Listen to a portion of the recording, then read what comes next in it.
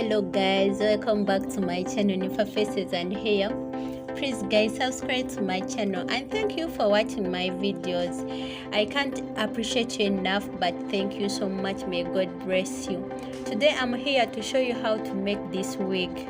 I'm going to use two languages so that everyone can understand.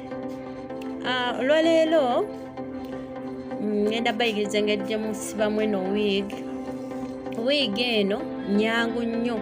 It is very simple and easy to make. Kati tugenda sooka okutukola obuviiri bwaffe, then tumale tuluke obuguwa, tuluke emiguwa gyaffe. Bino ebiswayiri bino ebiswayiri byangu nnyo, just si pencil si ki naye ebiswayiri just nga wonoosiba omuguwa osiba kino ekiswayiri kyangu nnyo okusiba nnyo nti n'omuyiga yennyini asobola okukola eno wig. I'm sorry for the noise, you will forgive me because I'm still at work. Yeah, nkoledde video eno ku mulimu munansonyiwa mikwano. Tugenda tandika mpola okusiba ebiswayiri byaffe, just emiguwa. Tugenda siba bulungi emiguwa gyaffe, ndowooza olaba engeri gyenteekako. Just bw'oba wali osibyeko ne ku muguwa osobola okukola eno wig nnyangu nnyo nga w'okiwulira. Era kyova olaba naddusizaamuko tusobole okubeera nga twanguwa naye nga mpola tugenda kubeera tuyiga. Mwebale ku watchinga video zange, mwebale ku subscribinga ku channel yange Amberland Musanyufu. I'm so happy for you guys. Thank you so much. I'm really so humbled. Continue watching my videos, continue subscribing to my channel, continue learning. I'm here to teach you, I'm here to make you learn. Please bw'oba olaba yiga era osobola okunzizaamu amaanyi kuba nange njagala nnyo okubayigiriza, njagala nnyo okubawa ku ekyo kyemmanyi mikwano musobole nammwe okubeera nga mweyagala. Ndowooza mulaba omuguwa gwaffe engeri gyengulukamu. Omuguwa mulungi ate guli simple. Nsuubira tewali muntu yenna atagenda kukwata eno wig. Eno wig nnyangu nnyo ate eri simple ate w'emirembe. So ndowooza kambaleke mulabe bulungi video yaffe eno eggweyo bulungi nga weetegereza bulungi kye tulina okukola. So guys, let me leave you and watch this video carefully so that you can learn very well. Thank you. Continue watching this video.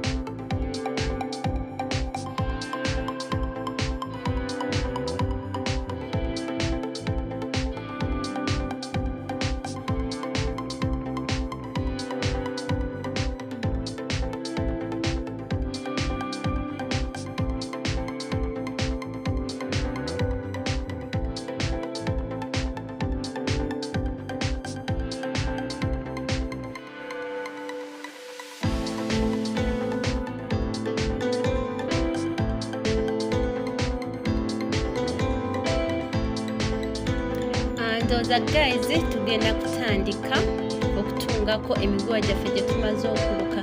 Nsuubira mwenna mugirabye engeri gye tugiruseemu era nsuubira mwenna kibanguyidde okubeera nti nno mugenda kukola ki, mugenda gitunga kubanga myangu nnyo okutunga n'okuluka myangu. Kati tugenda tandika okuluka wig yaffe lwakuba nti woba oyagala okukola closure olina okuteekawo eyo concealer nga bwe mutaddewo osobola okwawula layini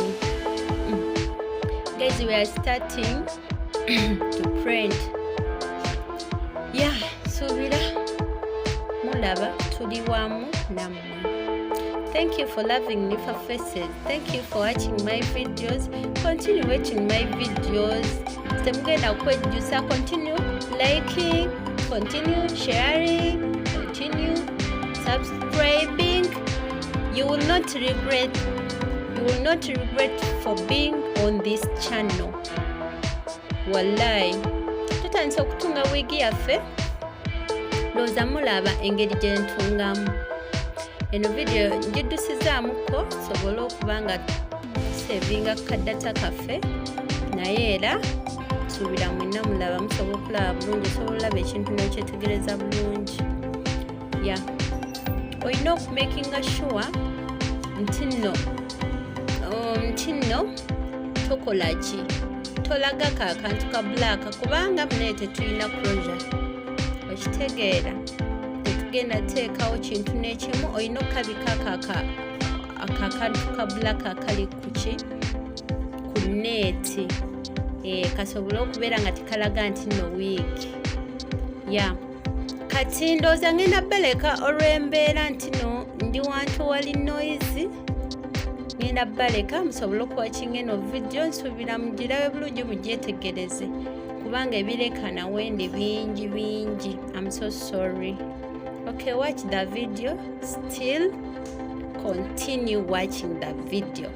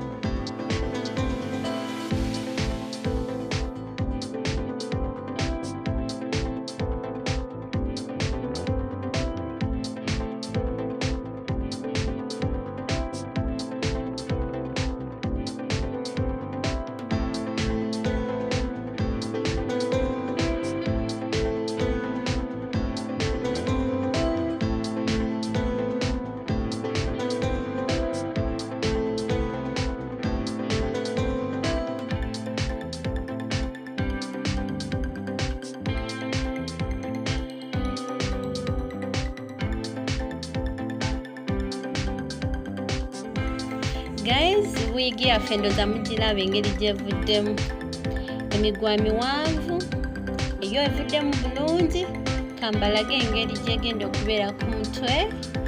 Bane and this is so fantastic.